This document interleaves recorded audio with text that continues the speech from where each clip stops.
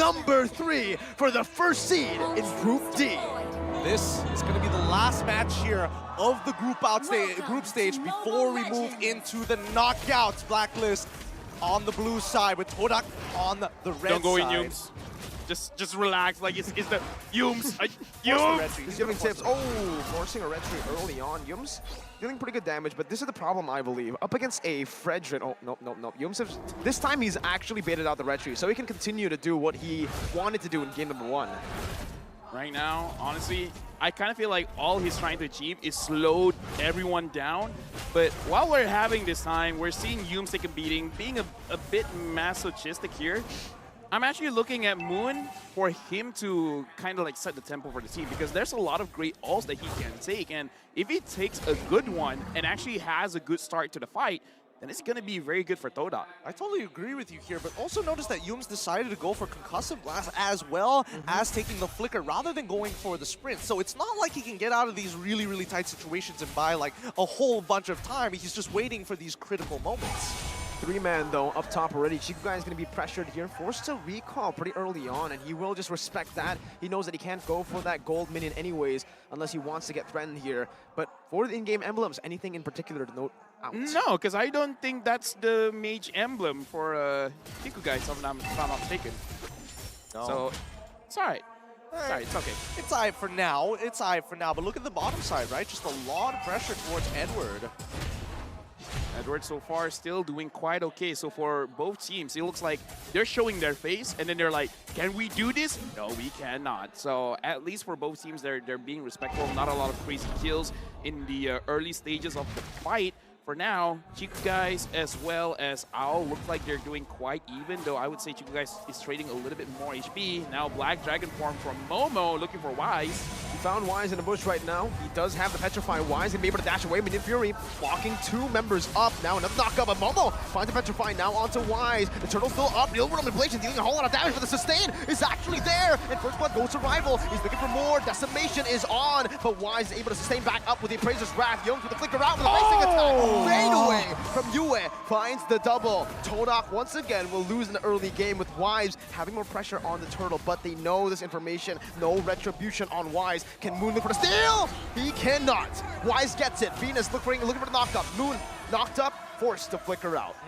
Honestly, super close coming in from Yums. He could have survived if he was able just to get his foot, just one more pixel to touch that brush, and Barak is passive once again. I mean, the idea was definitely there, right? Momo wanted to jump its back, hopefully trying to slow down Yue and maybe put them low enough for Rival to kind of finish them off one by one. Another thing is, he almost hit level 4. If he hit that level 4, he would have survived. And now, Oh My Venus sees Yums as well as Moon. So far, this Minotaur is getting punished quite a lot, but so far it is going to be quite okay. Even the power of Wildest committed, but look at this. Wise, Psycho, Fredrin locking him down. Minion and Fury to take him out. Real world manipulation as well. Put all the ults and the kitchen sink down below. Solo kill from Owl. Torn apart memory. Oh, that's not what you want to see. That's not what you want to see. Blunder after blunder coming out for the side of Todak, but this could be a repeat of game number 2. Who knows? Tough to say, but you're going to have to keep your hopes up. So far, so good for Blacklist International, right? You can definitely tell by their movements. They're not looking for these big invades. They're just making sure that the river line is going to be safe. Oh, what's going on in the mid lane? Moon is going on in the mid lane. He's getting completely ganked and shut down this game. 0, 2, and 1. Rival forced to just soak in all the mid waves in the mid lane, and Todak are just falling behind. Chiku guys now with Zaman Force. It might be another solo kill as the Torn Apart memory comes through. Oh my god! So much damage. Wise. He's looking for the Appraiser's Wrath stacks. Rival and Yums are there to back him up. Will give him enough space to clear out the mini waves, but so far, Blacklist 3,000 gold lead already. Okay, guys, you know, I said it's going to be a bloodbath. I say it's going to be a brawl. Not like this. You know, I thought it'd be a little bit more even for now. 6 kills to 1. Todak has not been doing quite good in this trade. And Yums, he's really just tanking everyone. He's trying to delay. I don't know what's going on here. I think he's trying to bait the abilities, and he did do that! Momo finds a Petrify, the Furious die, but Venus is still able to escape from Decimation. Now Moon stealing away the Mutant Fury. Momo, the Black Dragon form will fall. Yue picks up a double. The Appraiser's Wrath comes through. Blacklist have withstood the chaos. and they're able to punish. Beautifully played by Blacklist. They're making sure that their low members flicker out right at the very end while the rest of the members try and body block Rival from getting even remotely close. Keep in mind, the decimation has a limited range. It's not very, very long. And more importantly, there is a slight channel time. So if timed right, he can technically, it's a bit of a gamble, right? Rival could technically follow them along that flicker, but if done early, you won't have the space and time.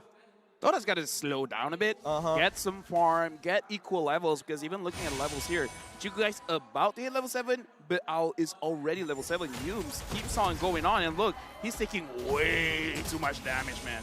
Forced to commit the flicker here early. Again, 5th minute in the game. But it does give some more space for Chiku, guys. He didn't know a lot of members were down there. Now they can actually slow the tempo down. But with a 5,000 gold lead, with a turret already taken on this Brody, remember, this is Owl on the Brody. He understands completely how to snowball in this game by getting these turrets, and Blacklist seem to understand that as well. They're already rotating him down below. If this turret falls, that's so much map pressure that Blacklist can use to actually even invade in the enemy jungle. Look, right now I'm looking level difference so much. Even Venus and Yums, there's a level difference here. So Todak again, they're going for my Venus. I don't think that's a very great idea, especially Chiku, guys, is actually being denied a lot of the minions, and now Moon has to flicker away, but Edward is there. Final slash. Moon again, 0, 3, and 1 now counting. Blacklist International have completely read out what Todak wants to go for. Even Momo here in the mid lane forced to again soak in those minions, and yes, Blacklist are playing the siege perfectly with the Brody, playing towards the Brody, giving him space, and now with this big snowball, I can only imagine what one torn apart memory can do to the rest of the team. Yeah, it's going to absolutely shred here, but Blacklist International at least have identified the movements coming in from Todak, because again, even if Chiku guys were to suppose go to that top side, they know for a fact that Momo is covering, and especially these big choke points, to feed that information. It is a good way to kind of cover for Chiku, but it's not the greatest for anybody walking back into the mid lane. That's why Momo was such a prime target. It's funnel. They're doing a funnel right now. Chiku is going to be on the purple buff, given it very early in the 7th minute of the game, despite Rival already being behind you, still trying to go for that. Now, what does this mean? This means, again, you got to slow things down, because you're really looking for Chiku guys to carry the game. But the thing is, it's kind of not great just because Athena Shield as well as Radiant Armor are a thing. I don't know. In this kind of situation, Todak might still be able to win the fights, but they really got to make sure that they put into consideration the level difference. Edward's level 10, Momo is level 9. Unless they catch Blacklist slipping, it's going to be very difficult. They're splitting Blacklist off. Edward, good read on Rival, just bringing him back right now as the turtle will actually be ignored. They want to go for the first Lord right now, understanding that Chiku has been doing the same thing. He's just been constantly splitting, so they don't actually want to go for the turtle. They're just going to go for the Lord that has just spawned. And more importantly, as time goes on, rather than looking for these neutral objectives, actually Blacklist looking for these kills might be very, very worthwhile, right? Because at the end of the day, as much as Chiku wants to go and split push into the side, if he doesn't reveal himself, and more so if the housekeeping has been done right, taking out 3, arguably the most ideal situation for members from the side of Todak, making it obsolete for you to try to go for these back doors. Right now, looking at the situation, I don't always see Harif split pushing, so we'll have to see if Chiku is able to use that well. The Lord is Blacklist. They're thinking about it, but at this point of time, it kind of feels like maybe not too worth it. But no, they are starting the Lord right now, and look at Todak's positioning. It doesn't look like it is going to be a good position for them to actually fight this. I don't even think they should contest at this point, right? I mean, 6,000 gold lead. Game number 2, they tried to contest with a 6,000 gold lead, and they ended up just having to back away, and that's exactly what they do right now. They try to go for a turret down below, splitting up the map just like Fel said in game number 2, but now the old world manipulation, that immobility field as well. Momo forced to use the Black Dragon form as they go for the defense here in the mid lane. Meanwhile, Chiku in the bottom lane right there might be forced into a 1v1. Torn apart memory though from Owl. Beautifully placed, the fadeaway, and yes, two guys takes the fight, has the Purify, now with the Zaman Force as well, but cannot win in the 1v1 against Edward. Oh! Chiku, the shielding! Oh, so close, but Agent Zero takes the dub. Oh my goodness, that was way too close for comfort. One single dodge made such a difference to not get the reset on the demon marks now. For the defense, it's going to be rather weak without Chiku. And more importantly, when it comes down to wave clear overall, even Moon is significant. significantly behind. He's not strong enough to one-shot these waves by himself. I gotta say that's a level difference. Because again, one level difference. If they were equal levels, Chico might have won that. I think it's also just the Purify. I really wonder why Chico didn't utilize the Purify there in the skirmish to try to, you know, cancel out some of these stuns coming in.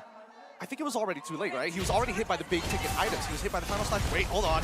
Rival brought back by the team by the final slash right there, but the real world manipulation does give Todak a lot more to say when it comes to these defenses high ground. So they're going to be able to defend for now. Only the two-phase turrets or two tier 2 turrets on the side getting picked off. Okay. Things have been going on pretty okay for now for Blacklist International. 9.2. They need to make sure that there's no holes in their attack. No opportunities for Todak to come back. Final slash again, bringing Rival back. That's a lot of resources committed with the Minion Fury as well. With the Flicker inside, Chico is holding on to that Purify, and look at Wise! With the Abraser's Wrath is able to find a kill back, bursting Chico guys. Edward, final slash, again! Moon brought back to the team. One more hit, UN finds it! Owl takes down the top side. 4 members down, make it 5. It's a wipeout from Blacklist International, and they do it quicker, faster, more efficiently this time. 11 minutes and 12 seconds.